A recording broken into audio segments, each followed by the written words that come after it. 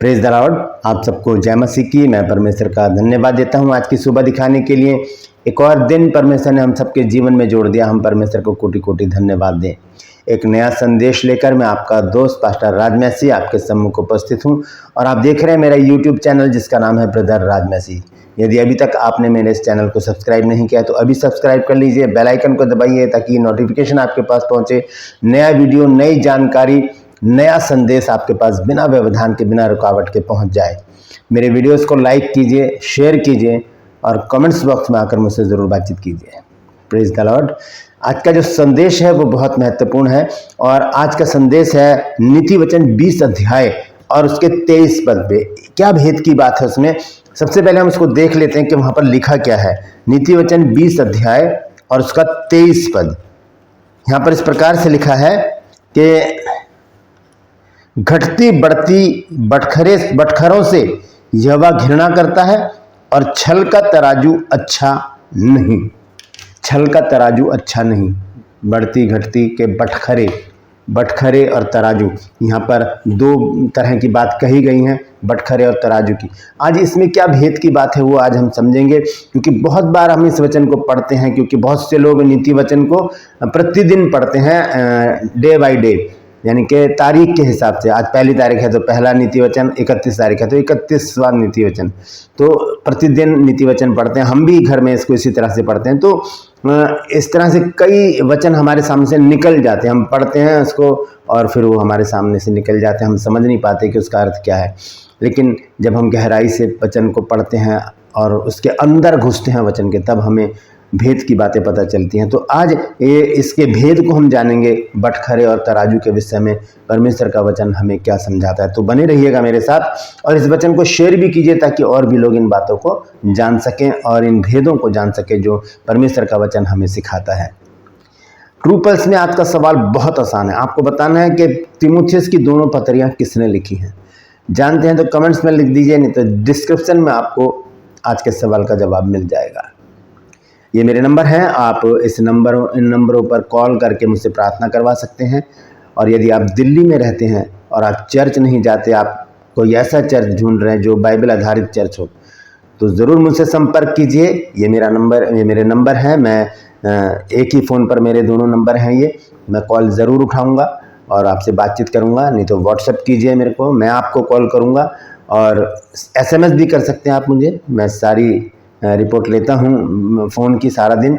और जैसे कि मैंने आपको बताया कि जो मेरा दर्शन है उसे भी पूरा करने के लिए आप प्रार्थना में लगे रहिए, क्योंकि बहुत जल्दी हमें इस काम को पूरा करना है। यदि परमेश्वर आपके मन में कुछ डालता है तो ज़रूर आगे आइए, क्योंकि परमेश्वर किसी का भी कर्ज नहीं रखता। परमेश्वर प्रतिफल देने वाला परमेश्वर है। Praise the Lord. और यदि आप मेरी मिनिस्ट्री के लिए, मेरे चैनल की ग्रोथ के लिए कुछ करना चाहते हैं तो भी आपका मैं स्वागत करता हूँ। Praise the Lord. आइए एक छोटी सी प्रार्थना करके आज के वचन को शुरू करेंगे। प्रभु जी, मैं धन्यवाद देता हूँ आज की सुबह दिखाने के लिए और विनती करता हूँ प्रभु, आज के इस वचन को भी शेयर करने में मेरी मदद सहायता कर। मेरे होठों को, मेरे दिल दिमाग को छूकर ब्लेस कर। मेरी आत्मा और मेरा शरीर तेरे ही कब्जे में रहे, ताकि बोलने वाला मनुष्य नहीं बल्कि तेरा आत्मा हो। जो भी गूढ़ भेद की बातें इस वचन में छिपी हैं वो हम पे प्रकट करना प्रभु। परमपिता परमेश्वर, मैं प्रार्थना करता हूँ प्रभु जी, आज इस वचन के द्वारा प्रभु तू हमें धो डाल, हमें नया बना, नया मन और प्रभु जी स्थिर आत्मा नए सिरे से हमारे अंदर उत्पन्न कर। हमारे हृदय की गुड़ाई कर प्रभु, ताकि जो वचन का बीज बोया जाए वो फलवंत हो और वो 30, 60 नहीं 100 गुना, हजारों गुना फल लेकर आए। परमपिता परमेश्वर, जितने भी लोग इस वचन को देख रहे हैं, सुन रहे हैं, उन सब पर मैं तेरी आशीष बोलता हूँ। हर एक की कमी घटियों को दूर कर, जरूरतों को पूरा कर, कमाइयों में बरकत दे मेरे प्रभु जी। अपने बच्चों के जीवन में अद्भुत और बड़े काम कर प्रभु जी। जो निसंतान है उनको संतान की आशीष दे प्रभु जी। तलाक की समस्याएं दूर कर मेरे परमेश्वर। घरों से लड़ाई झगड़े, तफरके, नशा, कर्जे दूर कर दे मेरे प्रभु, ताकि तेरे बच्चे गवाही दें कि यीशु ने हमारे जीवन में बड़ा काम किया है। प्रार्थना करता हूँ प्रभु जी, जो लोग खो गए हैं उन्हें अपनी निगरानी में उनके घरों तक पहुँचा प्रभु, ताकि उन घरों में आनंद मनाया जाए। धन्यवाद देता हूँ प्रभु, तूने मेरी प्रार्थना को सुन लिया। यीशु के नाम से मांगता हूँ, आमीन। Praise the Lord. तो आइए आज के संदेश को हम शुरू करेंगे। संदेश है कि छल का तराजू क्या है और बटखरे क्या है। आज इसके बारे में जानेंगे हम, बटखरे और छल का तराजू। आइए उस वचन को हम दोबारा से देखेंगे। जैसे मैंने भी आपको शुरू में पढ़कर बताया है, नीति वचन 20 अध्याय और उसका 23 पद। यहाँ पर इस प्रकार से लिखा है सुलेमान ने, क्योंकि सुलेमान का नीति वचन है और इसमें बड़े भेद की बातें हैं, छोटी छोटी सी आयतें हैं और इसमें बहुत बड़े बड़े भेद की बातें हैं। यहाँ पर लिखा है कि घटती बढ़ती बटखरों से यहोवा घृणा करता है और छल का तराजू अच्छा नहीं। बटखरे कहते हैं बाट को, जो हम तराजू में देखते हैं जब हम कुछ सामान लेने जाते हैं दुकान। आजकल तो डिजिटल चल रहे हैं, लेकिन पहले जो तराजू आते थे 2 पलड़ों वाले, उसमें बाट रखे जाते थे, 50 ग्राम, 100 ग्राम, 200 ग्राम और 500 ग्राम, 1 किलो, 2 किलो, इस तरह के बाट रखे जाते थे। उसे कहते हैं बटखरे। वो बटखरे होते हैं जो थैली में रखे जाते हैं। तो हम ये देखते हैं कि परमेश्वर का वचन बटखरों के जिक्र क्यों करता है यहाँ पर, ये बटखरे क्या हैं। और दूसरी चीज़ है यहाँ पर छल का तराजू, तराजू के विषय में भी। तो तराजू जो होता है वो हम देखते हैं कि न्याय को दर्शाता है, तराजू न्याय को दर्शाता है हमेशा, क्योंकि हम बहुत जगह तस्वीरों में हमने देखा है कि एक स्त्री है जिसकी आंख पे पट्टी बंधी है और उसको हाथ में तराजू है जो बिल्कुल समथर है, यानी कि वो न्याय को दर्शाता है। तो तराजू कैसा होना चाहिए, हमारा तराजू कैसा है, हम कैसा न्याय कर रहे हैं अपनों के साथ, परायों के साथ हम कैसा व्यवहार कर रहे हैं, हम किस प्रकार से अपने इन बटखरों को यूज़ कर रहे हैं। कहीं हम बेईमानी तो नहीं कर रहे, हम छल तो नहीं कर रहे, हम किसी को धोखा तो नहीं दे रहे, हम किसी को परेशान तो नहीं कर रहे, हम कहीं अपनों से ही तो प्रेम नहीं कर रहे। ये चीज़ें देखने की हैं। तो इसी विषय पर आज हम बातचीत करेंगे। तो यहाँ पर लिखा है, मैं दोबारा से पढ़ देता हूँ, नीति वचन 20 अध्याय और उसका 23 पद। देखिए यहाँ पर लिखा है, घटती बढ़ती बटखरों से यहोवा घृणा करता है और छल का तराजू अच्छा नहीं। छल का तराजू अच्छा नहीं।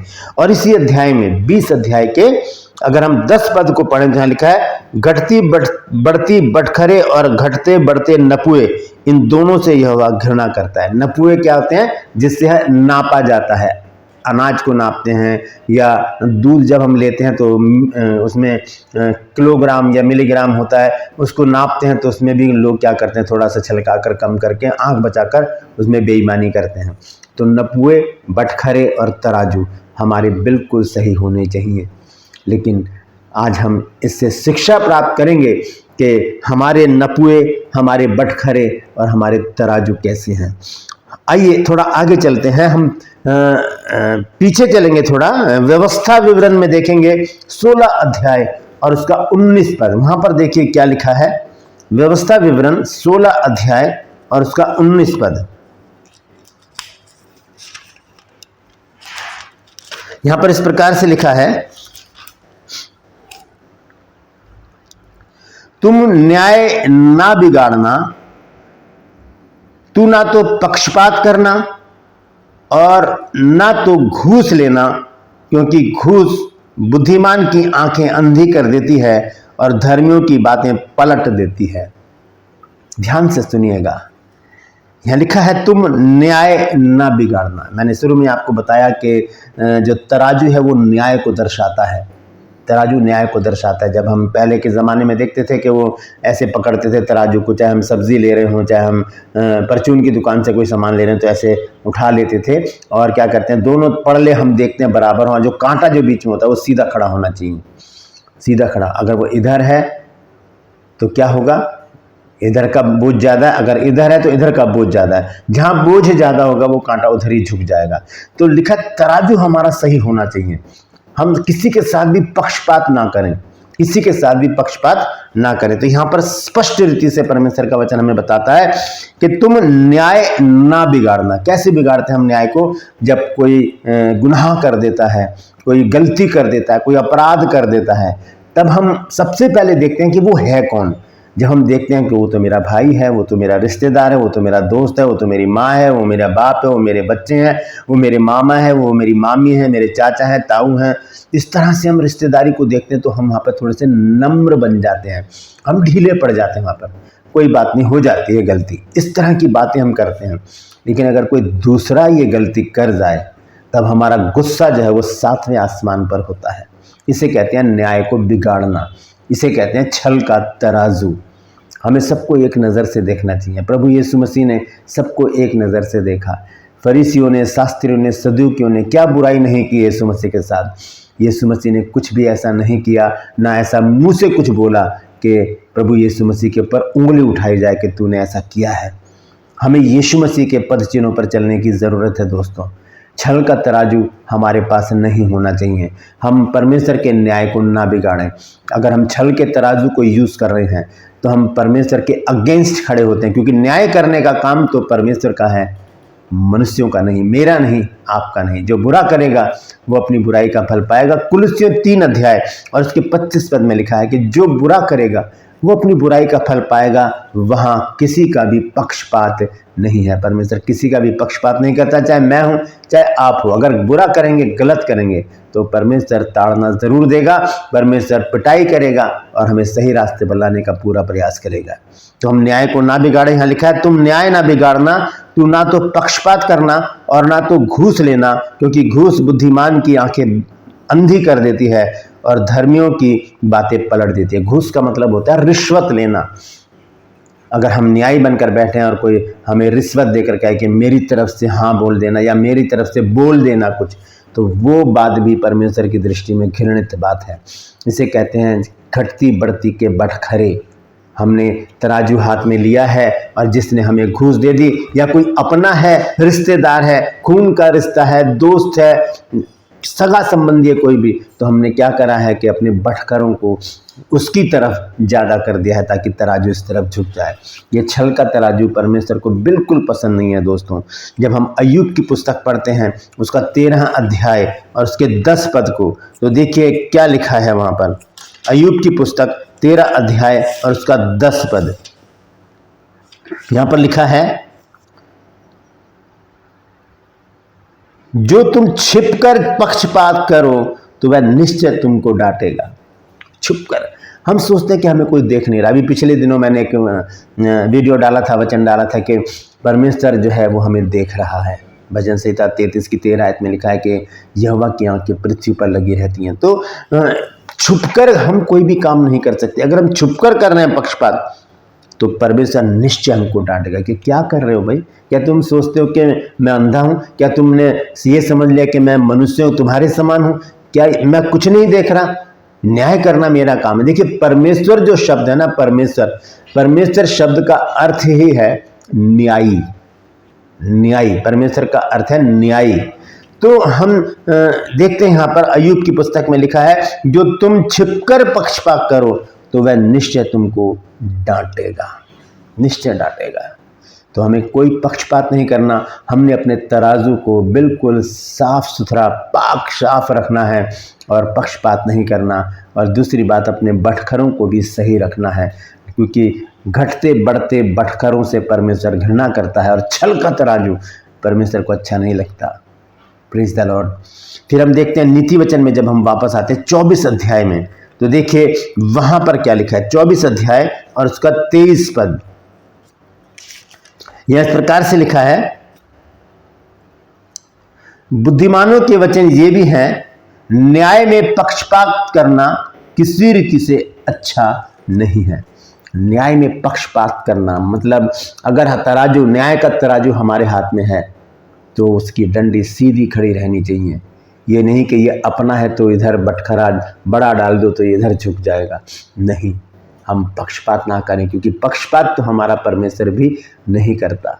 जब हम पढ़ते हैं रोमियो 2 अध्याय में 6 और रोमियो 2 अध्याय और उसका 6 और 11 पद, दोनों को एक साथ में पढ़ूंगा। देखिए क्या लिखा है यहाँ पर। 6 पद में लिखा है वह हरेक को उसके कामों के अनुसार बदला देगा, और 11 पद में लिखा है क्योंकि परमेश्वर किसी का पक्ष नहीं करता, किसी का पक्ष नहीं करता। अब्राहिम हो, मूसा हो, चाहे दाऊद हो, किसी को भी नहीं छोड़ा परमेश्वर ने। अब्राहिम ने एक गलती की, अपनी पत्नी के कहने में आकर उसने हाजिरा के साथ संभोग किया औलाद पैदा करने के लिए, जबकि परमेश्वर ने उससे वायदा किया था कि मैं तुझे तेरा निज पुत्र दूंगा जो तेरा वंश कहलाएगा। लेकिन उसकी पत्नी ने उसको बहकाया और उससे कहा कि मुझसे तो औलाद होती नहीं है, तू हाजिरा से, जो हमारी लौंडी है या हमारी दासी है, उससे औलाद पैदा कर ले। तो उसने ऐसे ही कर लिया, परमेश्वर से नाराज हो गया और क्या हुआ, जो निज पुत्र था इसहाक, उसको पैदा होने में 14 साल लग गए। फिर हम देखते हैं मूसा के बारे में। मूसा, जब इजरायली लोग पानी के लिए तड़प रहे थे, तब मूसा ने परमेश्वर से कहा कि उन्हें पानी की जरूरत है। तो परमेश्वर ने कहा तेरे पास लाठी है, जाकर उस चट्टान से बातें कर और वो तुझे पानी देगी। लेकिन मूसा ने ये बात नहीं सुनी और चट्टान पर 2 बार लाठी मार दी। ये परमेश्वर को अच्छा नहीं लगा। परमेश्वर ने कहा कि तूने इजरायली प्रजा के सामने मुझे निरादर किया है, मेरा आदर नहीं किया, और यही उसकी गलती थी जो कनान देश में नहीं पहुंच पाया। फिर हम दाऊद को देखते हैं। दाऊद ने क्या किया, दाऊद ने व्यभिचार किया बत्शेबा के साथ, परमेश्वर ने उसे भी नहीं छोड़ा। नतान को भेजकर उसे चेतावनी दी कि तूने ये गलत किया है। तब उसने पश्चाताप किया और क्या हुआ, परमेश्वर ने उसे क्षमा किया। Praise the Lord. तो इस प्रकार से हम देखते हैं कि परमेश्वर किसी का भी पक्ष नहीं करता। रोमियो 2 अध्याय 6 और 11 पद को मैंने आपको पढ़कर बताया है कि परमेश्वर किसी का भी पक्ष नहीं करता। और जब हम नीति वचन 28 अध्याय को देखते हैं, उसके 21 पद को, तो देखिए क्या है पक्षपात के विषय में। नीति वचन 28 अध्याय और उसका 21 पद, यहाँ लिखा है, पक्षपात करना अच्छा नहीं, और यह भी अच्छा नहीं कि पुरुष एक टुकड़े रोटी के लिए अपराध करे। पक्षपात करना अच्छा नहीं, मतलब हमारा तराजू जो है वो छल का नहीं होना चाहिए। हम किसी का भी पक्ष ना लें, चाहे वो अपना हो चाहे पराया हो। बुरा है तो वो बुरा है, लिखा है कि जो बुरा करेगा वो अपनी बुराई का फल पाएगा। वो किसी का पक्ष नहीं करता, तो हमें भी किसी का पक्ष नहीं करना। हमें अपने तराजू को बिल्कुल सही रखना है। छल का तराजू परमेश्वर को पसंद नहीं है। हम मनुष्यों के साथ भी छल ना करें और हम परमेश्वर के साथ भी छल ना करें, क्योंकि इस रीति से हम परमेश्वर की दृष्टि में घृणित ठहरेंगे। हमने देखा है नीति वचन 28 की 21 आयत में कि पक्षपात करना अच्छा नहीं, और ये भी अच्छा नहीं कि पुरुष एक टुकड़े रोटी के लिए अपराध करें। दोस्तों, ये बहुत ही गंभीर मसला है कि हम तराजू की ओर हम दृष्टि नहीं करते। हम सोचते हैं कि सब कुछ चल रहा है, चलने दो, लेकिन परमेश्वर एक एक बात को नोट कर रहा है, हम किसके साथ कैसा व्यवहार कर रहे हैं। जब हम फिलिपियों 2 अध्याय उसके 21 पद को पढ़ते हैं तो वहाँ लिखा है कि सब अपने स्वार्थ की खोज में लगे हैं, ना कि यीशु मसीह की। हम अपने स्वार्थ में चर्च जाते हैं, स्वार्थ में ही हम पास्टर लोगों से मिलते हैं, स्वार्थ में ही हम परमेश्वर के पास आते हैं। हमारी अपनी इच्छा नहीं होती कि हम परमेश्वर से बातचीत करें, परमेश्वर के साथ संगति बनाकर रखें, परमेश्वर से प्रार्थना करते रहें, परमेश्वर की आराधना स्तुति करते रहें। ऐसा हम नहीं करते। हम सिर्फ अपने स्वार्थ के लिए परमेश्वर के पास आते हैं, चर्च जाते हैं और परमेश्वर के लोगों से मिलते हैं। ये छल है, ये तराजू जो है ये गड़बड़ कर रहा है। इस तराजू को ठीक करने की ज़रूरत है, अपने बटखरों को ठीक करने की ज़रूरत है। हम होशे नबी की पुस्तक देखें 12 अध्याय और उसके 7 पद में देखेंगे क्या लिखा है। होशे नबी की पुस्तक उसका 12 अध्याय और उसका 7 पद देखिए, यहाँ पर क्या लिखा है। यहाँ लिखा है, वह व्यापारी है और उसके हाथ में छल का तराजू है, अंधेर करना ही उसको भाता है। व्यापारी जैसे छल करते हैं अपनी पैसा बढ़ाने के लिए, वैसा हमको नहीं करना है। लिखा है वो तो व्यापारी है और उसके हाथ में छल का तराजू है। छल कपट करना, बेईमानी करना, ये परमेश्वर की दृष्टि में ठीक नहीं है, क्योंकि हम विश्वासी लोगों के लिए ये बात अच्छी नहीं है। हमें अपने बटखरों को, अपने तराजू को सही रखना है ताकि परमेश्वर उसका प्रतिफल हमको दे। हम बेईमानी करके अपने आप को ज़्यादा धनी नहीं बना सकते, अपना नामवर नहीं बन सकते। हम छल करके कोई भी ऊंचा ओहदा प्राप्त नहीं कर सकते। ये सब कुछ देने वाला सिर्फ और सिर्फ एक ही है, वो है हमारा प्रभु, जिसका नाम है प्रभु यीशु मसीह। वही दे सकता है। हम अपनी कोशिशें करके ऐसा नहीं कर सकते। हमने देखा है कि किस प्रकार से होशे नबी की पुस्तक में लिखा है कि वो तो व्यापारी है, व्यापारी लोग ऐसा करते हैं। आखिर में हम देखेंगे 1 तीमुथियुस 5 अध्याय और उसका 21 पद। देखिए यहाँ पर क्या लिखा है।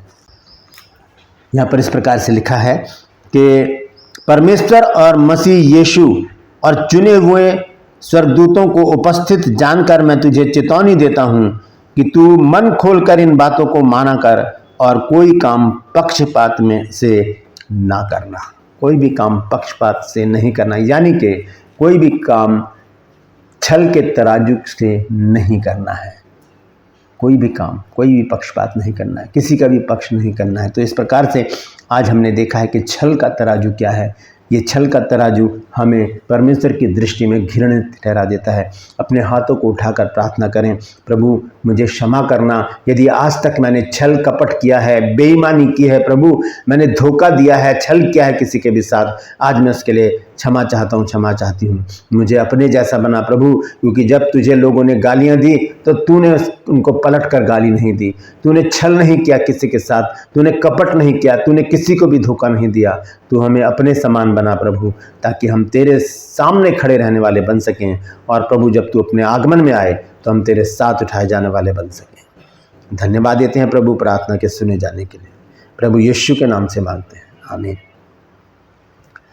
इस प्रकार से एक छोटी सी प्रार्थना कीजिए, प्रभु इस प्रार्थना को सुनकर ज़रूर उत्तर देंगे और आपके जीवन में वो काम करेंगे जो आप चाहते हैं। लेकिन आपको भी एक काम करना है, मुझे भी एक काम करना है कि अपने तराजुओं को, अपने बटखरों को, अपने नपुओं को बिल्कुल सही रखना है। हाँ कि हाँ, ना कि ना, कोई छल नहीं, कोई कपट नहीं, कोई घूस नहीं, कोई बेईमानी नहीं, कोई धोखा नहीं, बिल्कुल सीधा साधा जीवन जैसे प्रभु यीशु मसीह ने जिया। आत्मिक जीवन, धार्मिक जीवन, जिससे परमेश्वर प्रसन्न होता है। Praise the Lord.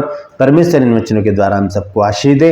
यदि आज आपने कुछ नया सीखा है तो कमेंट्स में ज़रूर लिखिएगा और इस वचन को शेयर कीजिए ताकि और भी लोग इस भेद की बात को जान सकें।